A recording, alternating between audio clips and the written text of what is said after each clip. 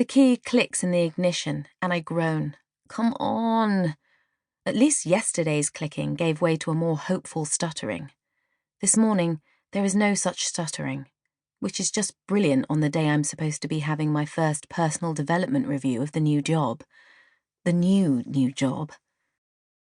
Dad says I suffer from a 10-week itch on the job front. I haven't braved telling him that I'm already itching at the end of week 4 because I know he'll tell Mum, who will wheel out the reliability and commitments lecture again. You need to stick at these things for longer, Beth. Prove yourself a bit. The radio springs to life with a local travel update. A spot of slow-moving traffic on the A39 between Kilcampton and Stratton following an earlier breakdown of a livestock container. I roll my eyes.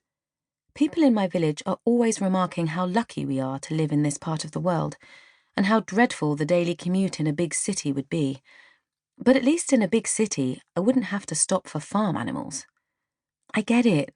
The underground on a hot day smells like armpits and socks, but muck spreading season in North Cornwall isn't exactly a treat for the senses either. I try the key again. Click, click, click. Nothing. There's a bottle of water in my bag, and I unscrew the cap and glug all of it, cursing myself for not rehydrating before I got into bed. My sister swears by drinking a pint of water as soon as she gets in from a night out, though, as I have to keep reminding her, a meal with her husband and another couple talking about sleep training and primary school applications does not a night out make.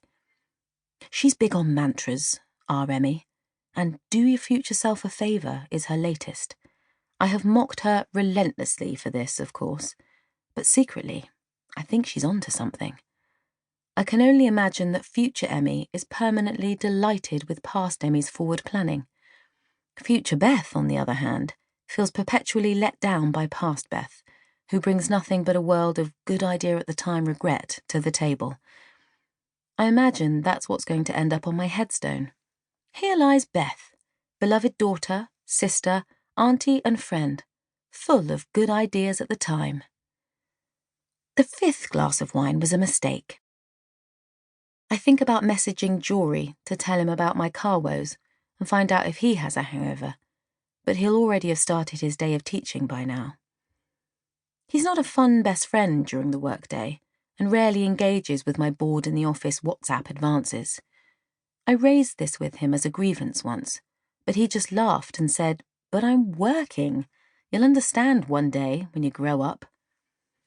I rest my forehead on the steering wheel and weigh up what to do. Mum and Dad aren't home, so I can't ask them for a lift or plead to borrow their car again until I get mine sorted, or until Dad gets it sorted. I'm trying not to think about how much I still owe him for the last garage bill. They left for grandchildren babysitting duties before I was even awake, which means my sister isn't around to rescue me either. Emmy would obviously have done her future self a favour and not bought a rusty, decade-old Vauxhall Astra with patchy service history to start with. You know what they say, Beth. You buy cheap, you buy twice. As I keep telling her, I buy cheap because I'm skint. She's right, though, as usual. I should invest in a more reliable car, but I'm supposed to be saving up to move out, or move away, or just do something that isn't live with my parents, which, since turning 30 last year, has become a rather tragic state of affairs. It never seemed quite so bad when I was still in my 20s, but waking up in the room I grew up in on my 30th birthday was not a proud moment. I went out and bought a Swiss cheese plant and a mustard velvet armchair to try to make my childhood bedroom feel more sophisticated. But when Jory helped me redecorate, we forgot to freshen up the ceiling, and now when I'm lying in bed, I can still see the old blue tack marks where I stuck a picture of Jaye from 5. Jaye nearly gave me a heart attack a couple of times when he fell down from the ceiling onto my face in the night, but I always stuck him back up, and he stayed there for years, looking down at me with his edgy eyebrow piercing. A quick Google tells me Jason Paul J. Brown is now 42. Even Bradley from S Club 7 is nearly 40. I need to move out. A cheery local radio presenter announces the time between songs, reminding me that I am now running very late. The only feasible option I have left is to walk. It would show willing, perhaps even impress my new boss. Beth's car broke down, but she still made it in. Way to go, Beth. The trouble is, I've been sitting here for almost half an hour now, and another idea has been percolating. I could just not go. Bend the truth a little. Replace car problems with under the weather. It's not an ideal solution, I know. But if I go with honesty, my boss might drive over to get me, and I can't face Malcolm on a hangover.